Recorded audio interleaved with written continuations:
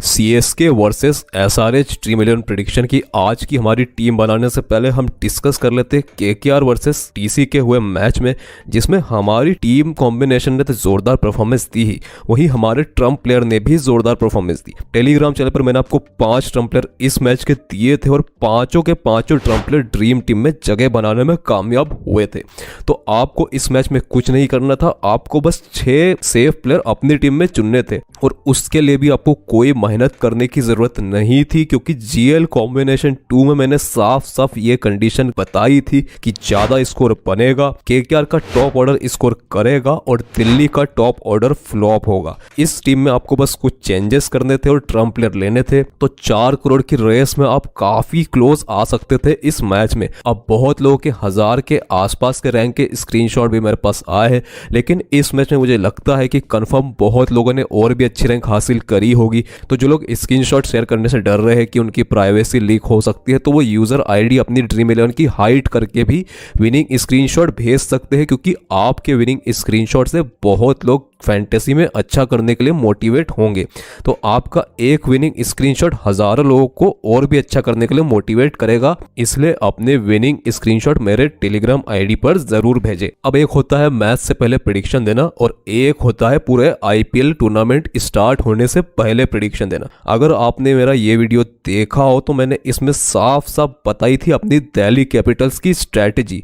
मैंने इसमें बताया था कि मैं दिल्ली कैपिटल्स के 2-3 मैच चेक करूंगा, अगर दिल्ली कैपिटल्स का अच्छा फॉर्म रहा तो मैं इनके खिलाफ टीम नहीं बनाऊंगा, लेकिन अगर इनका बुरा फॉर्म मुझे दिखाई दिया तो मैं दिल्ली कैपिटल्स के अगेंस्ट टीम बनाऊंगा। और साथ ही साथ मैंने इस वीडियो में दिल्ली कैपिटल्स की एक बहुत अच्छी चीज आपको बताई थी कि अगर सामने वाली टीम कुछ 160 170 या उससे ज्यादा स्कोर करती है तो कई बार दिल्ली कैपिटल्स के प्लेयर लगातार आउट होना चालू होते हैं। जैसे ये 4 मैच आप देख लो जिसमें दिल्ली की टीम के सारे प्लेयर लगातार आउट हुए थे। PBKS वाले मैच में भी लगातार आउट हुए थे, LSG वाले मैच में भी लगातार आउट हुए थे। RR ने 199 बनाए, उसमें दिल्ली कैपिटल की टीम बहुत जल्दी आउट हो गई। CSK ने 223 बनाए और दिल्ली कैपिटल्स की टीम बहुत जल्दी आउट हो गई।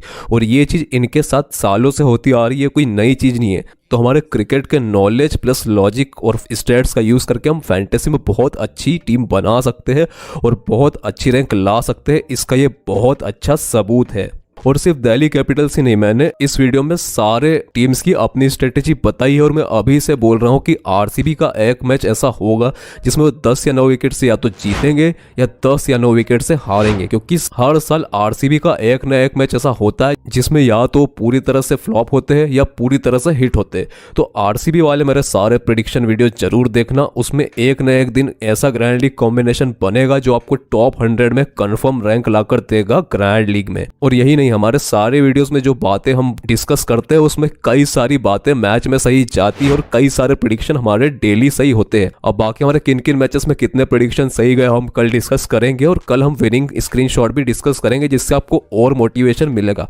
क्योंकि ग्रैंड लीग में हमारे यूजर्स ने काफी अच्छी रैंक हासिल करी है हमारे वीडियोस की हेल्प से। और कई सारे विनिंग स्क्रीनशॉट में पहले भी वीडियोस में आपको शेयर कर चुका हूं और कल एक और बार हम स्क्रीनशॉट एक बार डिस्कस कर लेंगे, ताकि आप लोगों को भी मोटिवेशन मिले और अच्छी टीम बनाने में। और इसके रिटर्न में मुझे कुछ नहीं चाहिए, आप बस ये वीडियो लाइक कर ले, ये चैनल को सब्सक्राइब कर ले और हमारे वीडियोस को शेयर करें, ताकि और लोगों तक अच्छी वीडियोस पहुंच पाए। क्योंकि ग्रैंड लीग से रिलेटेड काफी सारे यूट्यूब पर वीडियोस ऐसी है जो बिल्कुल भी काम की नहीं है, और मैं चाहता हूं ज्यादा से ज्यादा लोग तक हमारी वीडियो पहुंचे और ज्यादा से ज्यादा लोग ग्रैंड लीग में अच्छा परफॉर्मेंस दे पाए। तो ये 3 चीजें आपको करनी है, जिसमें मुश्किल से आपके 20-30 सेकंड लगेंगे। बस आपसे मैं रिटर्न में एक यही चीज मांग रहा हूं, हमारी सारी टीम्स, हमारी सारी स्ट्रेटेजी, ट्रम्प प्लेयर, वीडियोस में ग्रैंड लीग कॉम्बिनेशन सब फ्री है, आपको उसका कुछ भी पैसा देना नहीं पड़ता है। बस एक ये चीज है जिसमें आपको 30-40 सेकंड लगेंगे, बस आपसे मैं यही एक चीज मांग रहा हूं। और कल से हमारे वीडियोस और भी धमाकेदार होंगे, क्योंकि हम टीम बनाने के साथ कल से वो प्लेयर भी डिस्कस करेंगे जिनके फ्लॉप होने के चांसेस ज्यादा होंगे। तो आपके लिए आसानी होगी कि किन अच्छे प्लेयर को हटाकर ट्रम्प प्लेयर अपनी टीम में लेना है। तो कल से वीडियो का लेवल और भी ऊपर जाएगा और हमारे ग्रैंड लीग के विन के चांस भी और भी ऊपर जाएंगे। तो वीडियो को स्टार्ट करते। अब ये मैच होगा राजीव गांधी स्टेडियम में, जहां पिछले मैच में एसआरएच ने 270 के ऊपर का स्कोर करा था मुंबई इंडियंस के अगेंस्ट, जिसमें ट्रेविस हेड और हेनरिक क्लासन बहुत ही जोरदार फॉर्म में दिखाई दिए थे। अब सवाल यही आता है कि क्या ये दो प्लेयर आज फिर से वो करिश्माई पारी दोहरा पाएंगे और क्या हमको अपनी टीम का कैप्टन इन दो में से किसी एक को बनाना चाहिए। और उसके साथ ही एक क्वेश्चन होगा पैट कमिंस को लेकर कि क्या ये फिर से विकेट ले पाएंगे, क्योंकि पिछले तीनों ही मैचेस में इन्होंने काफ़ी बढ़िया परफॉर्मेंस दी है और लास्ट मैच में इन्होंने काफ़ी क्रूशियल टाइम पे विकेट निकाले हैं। तो क्या पैट कमिंस विकेट लेंगे और क्या हमको अपनी टीम में पैट कमिंस को लेना चाहिए। इसके साथ ही एक और क्वेश्चन ये होगा कि इस मैच के ट्रम्प प्लेयर कौन होंगे, क्योंकि हर मैच में आप देख सकते हो कि कई सारे ऐसे प्लेयर होते हैं जिनका सिलेक्शन परसेंटेज कम होता है और वो ड्रीम टीम में जगह बनाते हैं और ऐसे ही प्लेयर हमको ग्रैंड लीग जिताते हैं। तो ट्रम्प प्लेयर कौन होंगे उस पर भी हमारा डिस्कशन होगा। तो इन सारे सवालों का जवाब जानने के लिए वीडियो को स्टार्ट करते हैं। सबसे पहले हम बात करते हैं हेड टू हेड परफॉर्मेंस की, जिसमें चेन्नई सुपर किंग्स काफ़ी आगे नजर आ रही है हमको सनराइजर्स हैदराबाद से। चेन्नई ने पिछले 5 मैचेस में 4 मुकाबले इनके खिलाफ जीते हैं, तो कहीं ना कहीं हेड टू हेड में तो चेन्नई सुपर किंग्स आगे नजर आ रही है। अब जब हम विकेट कीपर सेक्शन की बात करें तो हमारे पास 2 प्लेयर नजर आ रहे हैं हमको। अब इन 2 प्लेयर में से किसको लेना है उससे पहले बात कर लेते हैं cricket.com की, जहां आप असली फैंटेसी खेलकर रेगुलर अर्निंग कर सकते हो फैंटेसी से। अब आपने 21 दिन में पैसा डबल वाली बात तो सुनी होगी, लेकिन यहां आप 4 घंटे में अपने पैसे को 10 गुना कर सकते हो। यहां आपको मिलेगा रंबल कॉन्टेस्ट, जिसमें मात्र 100 रुपए लगाकर अपनी टीम ज्वाइन कर सकते हो और अगर आप विनिंग जोन में आते हो तो आपको मिलेंगे 1000 रुपए। तो सीधा आपका पैसा हो सकता है 100 से 1000। और इसके साथ ही cricket.com में एक बहुत बढ़िया बात यह है कि आपको लाइनअप की टेंशन लेने की जरूरत नहीं है और आपको ये भी टेंशन लेने की जरूरत नहीं है कि आज पिच कैसा बिहेव करेगी या कौन सा नया प्लेयर टीम में आएगा या कौन सा अच्छा प्लेयर टीम से बाहर जाएगा। आप पुराने प्लेयर के बेसिस पर और पुराने पिच रिपोर्ट के बेसिस पर अपनी टीम बना सकते हो। और इसके साथ ही अगर आप रजिस्टर करते हो तो आपको 2500 रुपए तक का कैश बोनस भी मिल सकता है और टीम की टेंशन लेने की जरूरत भी आपको नहीं है, क्योंकि असली फैंटेसी की टीम्स में डेली प्रोवाइड करता हूं अपने टेलीग्राम चैनल पर। तो cricket.com पे रजिस्टर करो, इसकी लिंक आपको मिलेगी पिंड कमेंट और डिस्क्रिप्शन बॉक्स में। और इसके साथ ही हमारा टेलीग्राम चैनल भी ज्वाइन कर लो और रेडी हो जाओ असली फैंटेसी खेलने के लिए। अब अगर हम रिसेंट फॉर्म देखें तो लास्ट 3 मैचेस में हेनरिक क्लासन 2 बार ड्रीम टीम में आए हैं, वही MS धोनी भी 2 बार ड्रीम टीम में आए हैं। तो ड्रीम टीम के मामले में तो ये दोनों प्लेयर सेम दिखाई दे रहे हैं, पर जैसा कि मैं कई बार आपको बताता हूं कि एक विकेट कीपर सिर्फ बैटिंग से पॉइंट नहीं देता है, वो विकेट कीपिंग से भी पॉइंट देता है। और मैंने ये चीज आपको कई बार बताई है कि कई बार विकेट कीपर सिर्फ कीपिंग के पॉइंट के दम पर ड्रीम टीम में शामिल होता है। और माही भाई भी एक बार ऐसा कर चुके हैं, जिसमें RCB के अगेंस्ट मैच में इन्होंने रन तो एक भी नहीं बनाया, लेकिन इन्होंने 2 कैच पकड़े और एक स्टंपिंग करी, जिसकी बदौलत ये उस मैच की ड्रीम टीम में शामिल हो गए। तो अगर माही भाई को आप ले रहे हो तो इनसे बैटिंग की आप इतनी उम्मीद नहीं कर सकते, क्योंकि इनका बैटिंग ऑर्डर काफी नीचे आता है और ये तभी बैटिंग करने आते हैं जब CSK का टॉप ऑर्डर बुरी तरह से फ्लॉप हो जाए, जो पिछले मैच में हुआ था और MS धोनी भाई हमको बैटिंग करते दिखे थे। पर ऐसा बार बार नहीं होगा। तो अगर आप धोनी भाई को अपनी टीम में लेने का सोच रहे हो तो वो आप तब लेना जब आप इनसे विकेट कीपिंग के पॉइंट एक्सपेक्ट कर रहे हो। और अगर हम इन दोनों प्लेयर का स्टेडियम पे परफॉर्मेंस कंपेयर करें तो क्लासन हमको काफी आगे दिखाई देते हैं, जिन्होंने 66 के औसत से इस ग्राउंड पर रन बनाया है, वही MS धोनी भाई ने 26 के औसत से इस ग्राउंड पर रन बनाए। तो क्लासन भाई हमको काफी आगे दिखाई देते हैं अभी, तो इसलिए हमने क्लासन को अपनी टीम में एज विकेट कीपर पिक करा है। तो हमको अपनी टीम में एक प्लेयर अब नजर आने लगा है। अब बात कर लेते हैं बैटिंग सेक्शन की, जहां हमारे पास 9 ऑप्शन अवेलेबल है। अब एक बार इन सारे प्लेयर्स का रिसेंट फॉर्म हम चेक कर लेते। इसमें सबसे ऊपर आते हैं अभिषेक शर्मा, जो तीनों ही मैचेस में ड्रीम टीम में आने में कामयाब हुए हैं। उसके बाद आते हैं ट्रेविस हेड, जो 3 में से 2 मैच में ड्रीम टीम में आ पाए हैं। उसके बाद आते हैं रचिन रविंद्र, जो 3 में से 2 मैच में ड्रीम टीम में आ पाए हैं। और अजिंक्य रहाणे भी 3 में से 2 में ड्रीम टीम में आए हैं। और अगर आपने मेरे प्रेडिक्शन वीडियो देखी होगी तो मैंने तीनों ही मैच में अजिंक्य रहाणे को एज ट्रम्प प्लेयर पिक बताया था और 3 में से 2 बार हम सक्सेसफुल हुए हैं। और रहाणे भाई ड्रीम टीम में आए हैं। पर क्या इस बार भी हम रहाणे भाई को ट्रम्प प्लेयर में कंसिडर करेंगे, ये आगे पता चलेगा। पर हम अब बात कर लेते हैं शिवम दुबे की, जो 3 में से 2 मैच में ड्रीम टीम में आए हैं और इनका परफॉर्मेंस अभी तक काफी बढ़िया रहा है। मयंक अग्रवाल ने अपने परफॉर्मेंस अभी तक डिसअपॉइंट करा है और 3 में से 1 मैच में ये ड्रीम टीम में आए हैं। इसके अलावा अब्दुल समद भी पिछले मैच में अच्छा खेले थे, जिसमें एसआरएच का टॉप ऑर्डर अच्छा परफॉर्म नहीं कर पाया था और ये उस मैच में ड्रीम टीम में आए थे। ऋतुराज गायकवाड़ ने काफी निराश करा है अपने परफॉर्मेंस से, जिसमें ये 3 में से 1 ही बार ड्रीम टीम में आ पाए। इनका रिसेंट परफॉर्मेंस अभी तो इतना अच्छा नहीं चल रहा है। अब एक बार हम इन प्लेयर में से उन 4 प्लेयर को कंपेयर कर लेते हैं जिनका रिसेंट फॉर्म सबसे अच्छा है। अब इसमें हम अजिंक्य रहाणे को नहीं देख रहे, क्योंकि अजिंक्य रहाणे को हम ट्रम्प प्लेयर में अलग से डिस्कस करेंगे, क्योंकि उनका सिलेक्शन परसेंटेज अभी भी कम है। उनका सिलेक्शन परसेंटेज अराउंड 30 है, तो वो अभी ट्रम्प प्लेयर की लिस्ट में काउंट होते हैं। तो अब इन चारों प्लेयर को हम स्टेडियम पे परफॉर्मेंस और उस टीम के अगेंस्ट परफॉर्मेंस से कंपेयर करेंगे। अब सबसे पहले बात कर लेते हैं अभिषेक शर्मा की, जिनका इस स्टेडियम पे बैटिंग एवरेज मात्र 12 का है और सीएसके के अगेंस्ट इनका बैटिंग एवरेज अच्छा है और ये 33 के एवरेज से रन बनाते हैं। वही शिवम दुबे ने इस ग्राउंड पर मात्र 1 मैच खेला है और उन्होंने उस मैच में 5 रन बनाए हैं। तो अभी इस स्टेडियम पे इन्होंने ज्यादा मैच नहीं खेले। एसआरएच के खिलाफ इनका परफॉर्मेंस काफी खराब रहता है और उन्होंने 5 के औसत से एसआरएच के खिलाफ रन बनाए हैं। ट्रेविस हेड ने 46 के औसत से इस स्टेडियम में रन बना है। वही चेन्नई सुपर किंग्स के खिलाफ इनका अभी तक कोई मैच नहीं हुआ है। रचिन रविन का ना इस स्टेडियम पे कोई मैच खेला है इन्होंने और ना ही एसआरएच के खिलाफ कोई मैच खेला है। अब जहां तक हम ट्रेविस हेड की बात करें तो ये आते हैं ओपनिंग पे बैटिंग करने और इनका सामना हो सकता है दीपक चहर से, जो अपनी शुरुआत में स्विंग बॉलिंग से बैट्समैन को काफी परेशान करते हुए दिखाई देते हैं।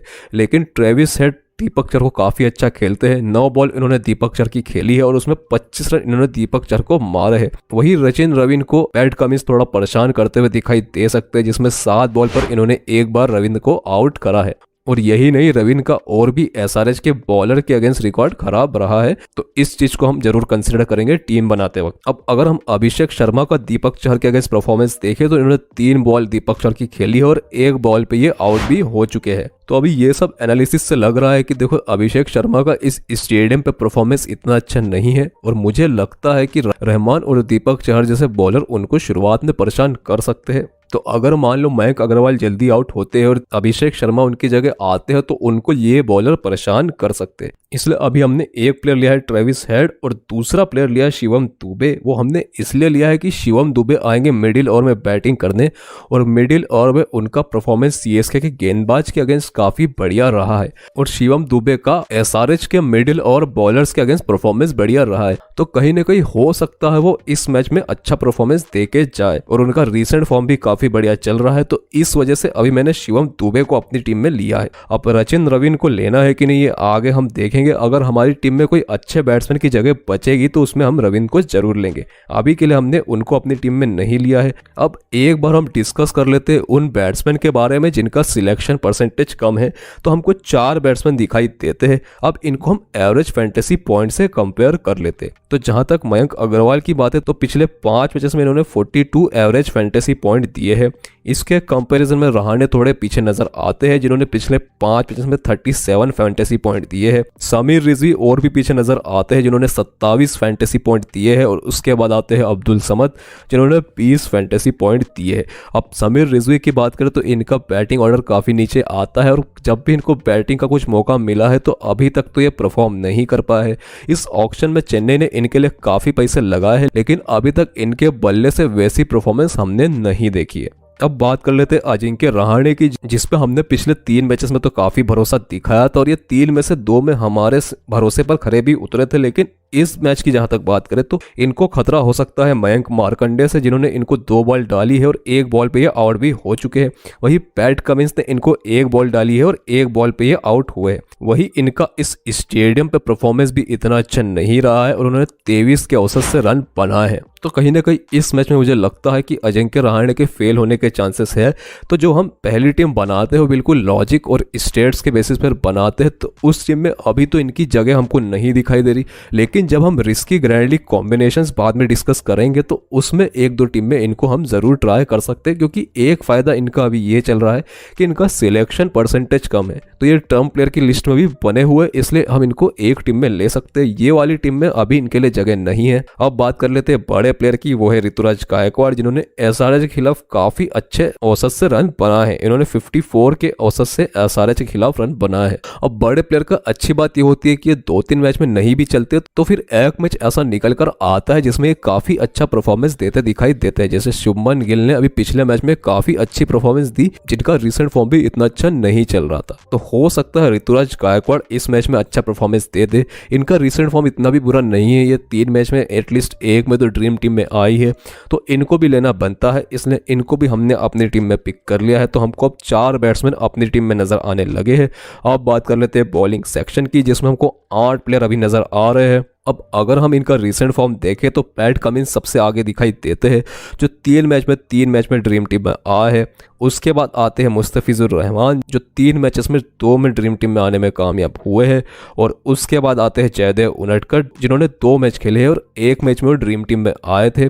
पिछला मैच इनका इतना अच्छा नहीं गया था, जिसमें इन्होंने 10 से ऊपर के औसत से रन दिए थे। और सेम टू सेम पथिराना का भी यही केस है, जिसमें 2 में 1 में ड्रीम टीम में आए थे। जहां तक पथिराना की बात करें तो पिछले मैच में मैंने बोला था कि ये बहुत अच्छे कैप्टन ऑप्शन होंगे और हो सकता है 2-3 विकेट निकाल कर ले जाए, और एक टीम में मैंने इनको कैप्टन ऑप्शन भी दिया था और ऐसा ही हुआ, जिसमें पथिराना ने 3 विकेट निकाले। तो अभी तो ये लय में दिखाई दे रहा है, जिसमें दोनों ही मैचेस में इन्होंने विकेट लिए हैं। दीपक चहर का जैसा मैं हमेशा बोलता हूं कि ये स्टार्ट में कई बार होता है कि 2-3 विकेट ले जाते हैं, लेकिन इनके साथ एक प्रॉब्लम ये है कि ये डेथ और बॉलिंग नहीं करने आते। और डेथ और बॉलर के साथ एक एडवांटेज ये होता है कि उनको फ्री के विकेट मिल जाते हैं, क्योंकि डेथ और में क्या होता है कि बैट्समैन मारने का ट्राई करता है और ऐसे में कई बार आउट हो जाता है। तो दीपक चहर के साथ एक डिसएडवांटेज ये है। अब इनको हम अपनी टीम में लेंगे कि नहीं ये आगे पता चलेगा, लेकिन ये भी एक बार ड्रीम टीम में आए हैं। इसके अलावा तुषार देशपांडे भी 3 मैचेस में एक बार ड्रीम टीम में आए हैं। इन पर भी हमने भरोसा दिखाया था और शुरुआती 2 मैचेस में इनको ट्रम्प प्लेयर बोला था, जिसमें एक में ये चले थे और एक में नहीं चले थे। इसके अलावा मयंक मार्कंडे भी 3 में से 1 में ड्रीम टीम में आए हैं और सबसे बेकार परफॉर्मेंस करके दिया है भुवनेश्वर कुमार ने, जो पिछले 3 मैचेस में एक में भी ड्रीम टीम में नहीं आए हैं। और ड्रीम टीम तो क्या, इन्होंने विकेट भी एक भी नहीं लिया है तीनों मैचेस में। तो अभी इन 8 प्लेयर में हम सबसे अच्छे 4 प्लेयर को कंपेयर कर लेते हैं। तो अगर हम मुस्तफिजुर रहमान की बात करें तो इन्होंने पिछले 3 मैचेस में 7 विकेट लिए हैं, तो इनका परफॉर्मेंस काफी बढ़िया चल रहा है इस आईपीएल में। वहीं पथिराना भी काफी लय में दिखाई दे रहे हैं, जिसमें इन्होंने 2 मैच में 4 विकेट लिए हैं। पैट कमिंस भी अपनी टीम को कई बार मुश्किलों से निकालते हुए दिखाई दिए हैं। 3 मैच में इन्होंने 4 विकेट लिए हैं। वहीं उनटकर ने जो 2 विकेट लिए हैं वो इसी ग्राउंड पर लास्ट मैच में लिए हैं, जिसमें इन्होंने हाई स्कोरिंग वेन्यू पर 2 विकेट निकाल कर दिए थे। अब जयदेव उनटकर अपनी गति में वेरिएशन के लिए जाने जाते हैं। इनके जो भी विकेट होते हैं वो इस वजह से होते हैं कि ये गति में कई बार वेरिएशन लाते हैं और बैट्समैन इनको मारने की कोशिश करते हैं और उस केस में कैच आउट हो जाते हैं। तो उस टाइप के पिचेस और उस टाइप के मैचेस में काफी यूजफुल होते हैं। अब इनको लेना है कि नहीं ये फाइनल पिच रिपोर्ट के बाद ही हम डिसाइड कर पाएंगे, लेकिन अभी तो हमने 3 भरोसेमंद बॉलर को अपनी टीम में ले लिया है। एक है मुस्तफिजुर, दूसरे है पथिराना और तीसरे है पैट कमिंस। तो हमको अब 7 प्लेयर अपनी टीम में नजर आने लगे हैं। अब बात कर लेते हैं कुछ ट्रम्प प्लेयर बॉलर की। तो हमको 4 ऐसे बॉलर अभी दिखाई दे रहे हैं जिनका सिलेक्शन परसेंटेज इस मैच में कम है। इसमें पहले भुवनेश्वर कुमार, दूसरे दीपक चहर, तीसरे मयंक मार्कंडे और चौथे है तुषार देशपांडे। अब हम इन चारों प्लेयर को कंपेयर करेंगे बॉलिंग स्ट्राइक रेट से। अब जिनको नहीं पता हो, बॉलिंग स्ट्राइक रेट कोई बहुत मुश्किल टर्म नहीं है। बॉलिंग स्ट्राइक रेट मतलब कितनी बॉल डालकर एक बॉलर एक विकेट लेता है। जैसे आप भुवनेश्वर कुमार की बात करें तो इनका इस स्टेडियम पे बॉलिंग स्ट्राइक रेट है 23 का, मतलब हर 23 बॉल पे इनको 1 विकेट मिलता है। तो जिस बॉलर का बॉलिंग स्ट्राइक रेट जितना ज्यादा उसका परफॉर्मेंस उतना बेकार होगा, क्योंकि अगर किसी बॉलर का स्ट्राइक रेट ज्यादा है मतलब उस बॉलर को ज्यादा बॉल डालनी पड़ रही है 1 विकेट लेने के लिए। वही अगर हम इनका सीएसके के अगेंस्ट परफॉर्मेंस देखें तो वो तो और भी बेकार नजर आता है, जिसमें इनको 36 बॉल डालनी पड़ती है 1 विकेट लेने के लिए। दीपक चहर का इस स्टेडियम में परफॉर्मेंस काफी बढ़िया है, ये हर 9 बॉल पर 1 विकेट इस ग्राउंड पर लेते हैं। सनराइजर्स के अगेंस्ट इनका परफॉर्मेंस ठीक ठाक है, ये 25 बॉलों पर 1 विकेट लेते हुए दिखाई देते हैं। मयंक मार्कंडे का परफॉर्मेंस अबोव एवरेज हम बोल सकते हैं, हर 16 बॉल पे 1 विकेट ये लेते हुए दिखाई देते हैं इस ग्राउंड पर। वही सीएसके के अगेंस्ट भी हर 16 बॉल पर ये 1 विकेट लेते हैं। तुषार देशपांडे का हमको कोई रिकॉर्ड नहीं मिला है इस स्टेडियम और एसआरएच के खिलाफ। तो अब इन आंकड़ों पर हम नजर डालें तो दीपक चहर एक बहुत अच्छे ऑप्शन इस मैच के लिए नजर आते हैं, क्योंकि ये जो ग्राउंड है ये पेस बॉलर्स को सपोर्ट करता है। अगर हम लास्ट मैच भी देखें तो मेजोरिटी ऑफ विकेट जो है वो पेस बॉलर्स को मिले हैं, और बाकी मैच भी अगर हम राजीव गांधी स्टेडियम पर देखें देखें तो पेसर्स को ज़्यादा विकेट मिलते हैं कंपेयर टू स्पिनर्स। तो उस केस में मयंक मार्कंडे और दीपक चहर में दीपक चहर बेटर ऑप्शन नज़र आ रहे हैं, तो हमने दीपक चहर को अपनी टीम में ले लिया है। अब इस मैदान की पिच रिपोर्ट हम अभी डिस्कस नहीं करेंगे, क्योंकि कई बार हम पिच रिपोर्ट डिस्कस करते हैं और लाइनअप के बाद कुछ अलग ही पिच रिपोर्ट हमको नजर आती है। तो जो फाइनल पिच रिपोर्ट है वो आती है लाइनअप के बाद, क्योंकि जैसा मैंने कई बार बताया कि एक ग्राउंड पर एक पिच नहीं होती है, कई सारी पिचेस होती है और कौन सी पिच यूज हो रही है उस पर डिपेंड करेगा कि पिच रिपोर्ट उस मैच की क्या है। तो आप हमारा टेलीग्राम चैनल ज्वाइन कर ले, वहां मैं लाइनअप के बाद हर मैच की पिच रिपोर्ट बताता हूं। तो फाइनल पिच रिपोर्ट आपको टेलीग्राम चैनल पर मिल जाएगी। अब बॉलर तो हमने जितने पिक करना थे कर लिए। अब बात कर लेते हैं ऑलराउंडर सेक्शन की, जिसमें हमको 5 ऑलराउंडर दिखाई दे रहे हैं, 2 सीएसके के और 2 एसआरएच के। अब अगर हम इनके रीसेंट फॉर्म देखें तो डेरिल मिचेल सबसे आगे नजर आते हैं, जो 3 मैच में तीनों बार ड्रीम टीम में जगह बनाने में कामयाब हुए हैं। रविंद्र जडेजा इनसे थोड़े पीछे नजर आते हैं, जो 3 मैच में 2 बार ड्रीम टीम में जगह बना पाए हैं। मार्करम में पोटेंशियल तो काफी ज्यादा है, ये स्टार्ट दे पाते हैं, लेकिन उस स्टार्ट को ये लंबी पारी में अभी तक तब्दील नहीं कर पाए हैं और ये भी 3 में 1 बार ड्रीम टीम में आए हैं। शहबाज अहमद ने पिछले मैच में काफ़ी बढ़िया परफॉर्मेंस दी थी, जिसमें एसआरएच का टॉप ऑर्डर इतना बढ़िया परफॉर्म नहीं कर पाया था, जिसकी वजह से इनको बैटिंग का मौका मिला और इन्होंने बॉलिंग से भी 1 विकेट लिए और उस वजह से ये ड्रीम टीम में आए। वॉशिंगटन सुंदर ने इस आईपीएल का पहला मुकाबला खेला पिछले मैच में, जिसमें यह अच्छा परफॉर्मेंस करते हुए नहीं दिखाई दे। उनको बैटिंग से मौका मिला नहीं, बॉलिंग से भी ये विकेट नहीं ले पाए और ये पिछले मैच में ड्रीम टीम में नहीं आ पाए। अब जैसा कि मैं हमेशा बताता हूं कि कोई ऑलराउंडर कितना अच्छा परफॉर्म करेगा ये इस पर भी डिपेंड करता है कि उसको परफॉर्म करने का कितना मौका मिलता है, मतलब उसका बैटिंग ऑर्डर क्या है और उसको बॉलिंग से कितने ओवर मिल रहे हैं। अगर एक ऑलराउंडर का बैटिंग ऑर्डर ऊपर है, मतलब उसके बैटिंग आने के ज़्यादा चांस होंगे। वही कोई ऑलराउंडर ज़्यादा ओवर बॉलिंग डालता है तो उसके विकेट लेने के ज़्यादा चांस होंगे। इसलिए हम इन 5 बॉलर को इन 2 पैरामीटर से कंपेयर कर लेते हैं। रविंद्र जडेजा का हम बैटिंग ऑर्डर देखें तो वो 7वें नंबर पर बैटिंग करने आते हैं। इनको आमतौर पर 3 से 4 ओवर बॉलिंग मिल जाती है, तो बॉलिंग तो ये पूरे ओवर लगभग डाल ही देते हैं। उसके अलावा आते हैं डेरिल मिचेल, जो 4थे नंबर पर बैटिंग करने आते हैं। इसके अलावा इन्होंने एक मैच में 2 ओवर बॉलिंग करी थी, उससे पहले इन्होंने एक भी ओवर बॉलिंग नहीं करी थी। मार्करम सिर्फ नाम के ऑलराउंडर रह गए हैं, क्योंकि इनको बॉलिंग मिलती नहीं है एसआरएच में, ये मात्र बैटिंग करते हैं और बैटिंग में ये 4थे नंबर पर आते हैं।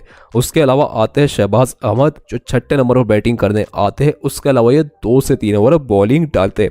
अब वॉशिंगटन सुंदर काफ़ी नीचे बैटिंग करने आते हैं, 7वें नंबर पर ये बैटिंग करने आते हैं और इनको 3 ओवर बॉलिंग मिलती है। अब जहाँ तक बैटिंग ऑर्डर का सवाल है तो मिशेल और मार्करम हमको सबसे ऊपर दिखाई दे रहे हैं, जो 4थे नंबर पर बैटिंग करने आते हैं। अब उसमें मिशेल का रिसेंट परफॉर्मेंस भी ज़्यादा बढ़िया है और इनको बॉलिंग भी कई बार मिल जाती है। जैसे पिछले मैच में इनको बॉलिंग मिली और इन्होंने 2 ओवर डाले और 2 ओवर डालने के साथ इन्होंने 1 विकेट भी उस मैच में लिया। तो इन दोनों प्लेयर के कंपेरिजन में डेरिल मिशेल हमको बेटर पिक नजर आ रहे हैं। अब हमारे पास 3 स्पिनर ऑलराउंडर है, जिसमें हमको जडेजा सबसे बढ़िया पिक नजर आते हैं, जो 4 ओवर पूरे बॉलिंग डालते भी है और ये कई बार ड्रीम टीम में आते हुए दिखाई दिए हैं अपने बैटिंग प्लस बॉलिंग के परफॉर्मेंस के बेसिस पर। तो हमने इन 2 प्लेयर को अपनी टीम में पिक कर लिया है। तो अभी हमको 10 प्लेयर अपनी टीम में नजर आ रहे हैं। अब 11 प्लेयर किसको लेना है और कैप्टन वाइस कैप्टन किसको बनाना है, इससे पहले हम दोनों टीम के प्लेयर के परफॉर्मेंस एक बार देख लेते हैं। हम फटाफट देखेंगे, 2-3 मिनट में हम जो भी इंपॉर्टेंट चीजें हो गई वो देख लेंगे। और आपको अगर इनके प्लेयर के परफॉर्मेंस को नोट डाउन करना है तो आप अपने मोबाइल में स्क्रीनशॉट भी ले सकते हो। इससे आपको और ज्यादा हेल्प मिलेगी अपनी स्मॉल लीग टीम बनाने में और अपने ग्रैंड लीग के बाकी कॉम्बिनेशन बनाने में। तो हम फटाफट अब सब प्लेयर के परफॉर्मेंस देख लेते हैं। सबसे पहले आते हैं एसआरएच, मयंक अग्रवाल और ट्रेविस हेड ओपनिंग करने आएंगे। मयंक अग्रवाल का रिसेंट फॉर्म इतना अच्छा नहीं है, वेन्यू पे भी इनका परफॉर्मेंस इतना अच्छी नहीं है। ट्रेविस हेड हमको बेटर नजर आ रहे हैं। उसके बाद आते हैं अभिषेक शर्मा, इनका हेड टू हेड परफॉर्मेंस काफी बेटर है, रिसेंट परफॉर्मेंस भी काफी बढ़िया है। मार्करम आते हैं, उसके बाद जो बॉलिंग से पॉइंट नहीं देते, बैटिंग से इनका परफॉर्मेंस ठीक ठाक रहा है। उसके बाद आते हैं हेनरिक क्लासन, जिनका वेन्यू पर परफॉर्मेंस बहुत ही जोरदार है, रिसेंट फॉर्म भी बढ़िया चल रहा है। अब्दुल समद काफी नीचे बैटिंग करते आते हैं, पिछले मैच में इन्होंने 29 रन बनाए थे। एसआरएच का टॉप ऑर्डर फ्लॉप होता है तो उसमें ये इंपॉर्टेंट बनते हैं। शहबाज अहमद ने पिछले मैच में काफी बढ़िया परफॉर्मेंस करके दिया था, जनरली हम इनको पिक करते हैं इनकी बॉलिंग की वजह से। उसके बाद आते हैं पैट कमिंस, जो पिछले 5 मैचेस में एक में विकेट लेस नहीं गए हैं। उसके बाद आते हैं भुवनेश्वर कुमार, जो पिछले 3 मैचेस में विकेट लेने में कामयाब नहीं हुए हैं। वेन्यू पे भी परफॉर्मेंस इनका बेकार ही है और हेड टू हेड परफॉर्मेंस भी इनका इतना अच्छा नहीं दिखाई दे रहा है। उसके बाद आते हैं जयदेव उनडकट, जो अपने पेस में वेरिएशन से विकेट लेते हैं। पिछले मैच में विकेट लेस गए थे, उससे पहले इसी ग्राउंड पर इन्होंने 2 विकेट लिए थे।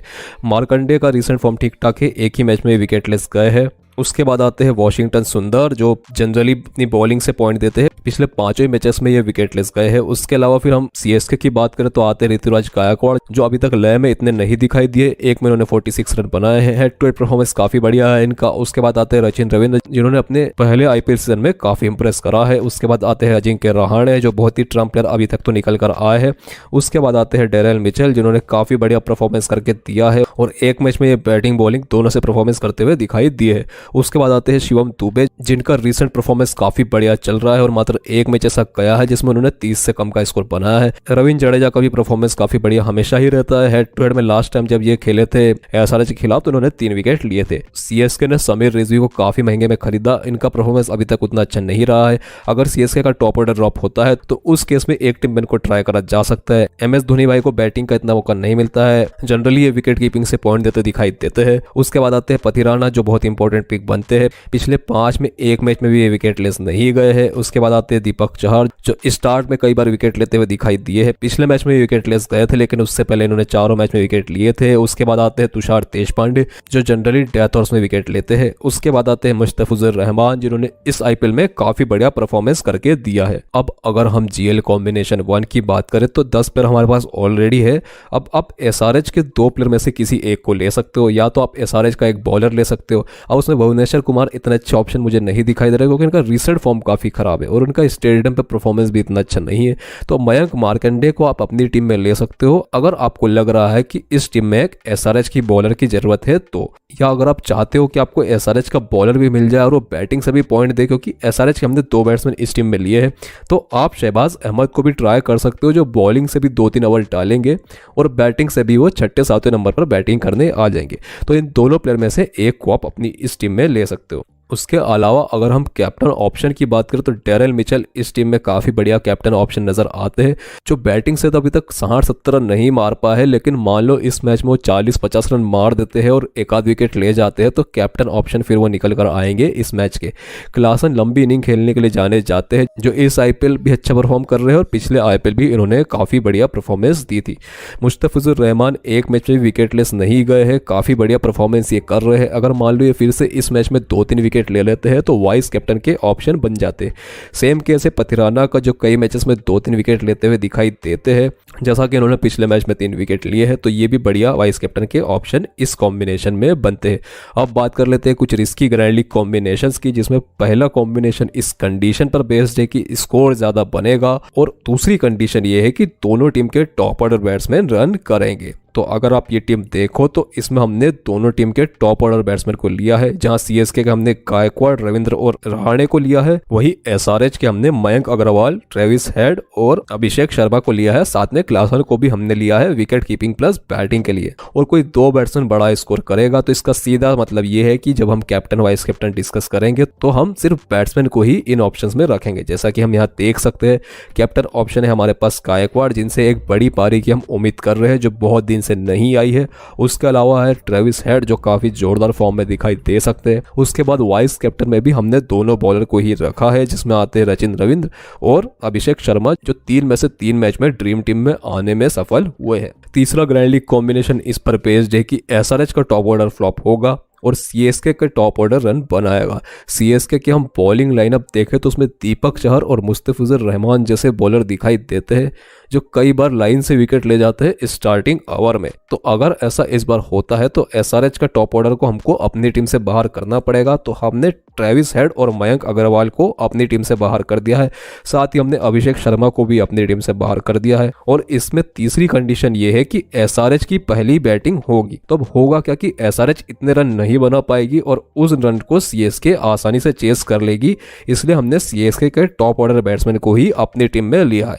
तो ये पूरा जो जीएल कॉम्बिनेशन 3 है ये हमने सीएसके के फेवर में बनाया है। अगर आप देखो तो एसआरएच के इसमें हमको लोअर ऑर्डर बैट्समैन दिखाई देंगे, जैसे मार्करम हो गया और शहबाज अहमद हो गए। उसके अलावा हमने जो पैट कमिंस लिया है वो भी बैटिंग और बॉलिंग दोनों से पॉइंट दे इसलिए हमने लिया है उनको इस टीम में, क्योंकि कई बार हमको पैट कमिंस लोअर ऑर्डर में बैटिंग करते हुए भी दिखाई देते हैं। अब कैप्टन वाइस कैप्टन में हमने सिर्फ सीएसके के प्लेयर्स लिए हैं, जिसमें मुस्तफिजुर और दीपक चहर को हमने लिया है, क्योंकि जैसा कि मैंने आपको बताया कि अगर एसआरएच के टॉप ऑर्डर प्लेयर आउट होंगे तो इन दो प्लेयर में से कोई एक होगा जो बहुत सारे विकेट लेगा। तो अगर मान लो दीपक चहर 2-3 विकेट लेते हैं तो वो कैप्टन के ऑप्शन बन जाते हैं, मुस्तफिजुर रहमान विकेट लेते हैं तो वो कैप्टन के ऑप्शन बन जाते हैं। तो इन दो प्लेयर में से किसी एक को आप कैप्टन ट्राई कर सकते हो। इन दोनों प्लेयर में कंपेयर करें तो रहमान थोड़े बेटर कैप्टन ऑप्शन नजर आ रहे हैं। उसके अलावा वाइस कैप्टन में हमने रखा है सीएसके के बैट्समैन को, क्योंकि सीएसके के टॉप 3 बैट्समैन अच्छे रन बनाएंगे तो गायकवाड़ और रचिन रवीन में से दो में से एक कोई प्लेयर होगा जो लंबा खेलेगा और ज्यादा रन बनाएगा। अब जीएल कॉम्बिनेशन 4 इस पर बेस्ड है कि दोनों टीम के दो बैट्समैन जल्दी आउट हो जाएंगे। तो हमने रचिन रविंद्र और अजिंक्य रहाणे को आउट कर दिया है सीएसके से, और वही हमने ट्रेविस हेड और मयंक अग्रवाल को आउट कर दिया है एसआरएच से। वही अगर मान लो सीएसके के 2 प्लेयर जल्दी आउट हो रहे हैं तो इसका मतलब ये है कि भुवनेश्वर कुमार या पैट कमिंस दो में से कोई एक बॉलर सीएसके के स्टार्टिंग विकेट्स लेंगे, तो उन दोनों को हमने अपनी टीम में लिया है।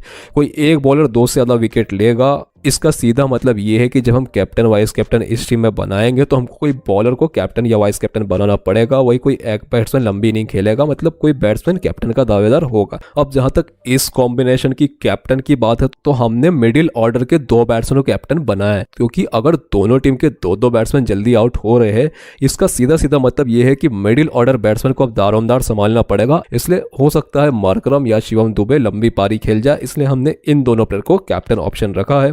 वाइस कैप्टन ऑप्शन में जैसा कि हमने बताया कि कोई एक बॉलर हो सकता है जो 2 या 3 विकेट ले, तो हमने पैट कमिंस को वाइस कैप्टन रखा है। इसके अलावा हमने पथिराना को वाइस कैप्टन ऑप्शन रखा है। अब cricket.com का ऐप इंस्टॉल करना मत भूलना, इसकी लिंक आपको मिल जाएगी पिंड कमेंट और डिस्क्रिप्शन बॉक्स में। इसके अलावा हमारा टेलीग्राम चैनल भी ज्वाइन कर देना, क्योंकि स्मॉल लीग की टीम और ट्रम्प प्लेयर ग्रैंड लीग के वहीं पर आने वाले हैं। वही हमारा यूट्यूब चैनल सब्सक्राइब करना मत भूलना, क्योंकि ऐसे वीडियोस आगे भी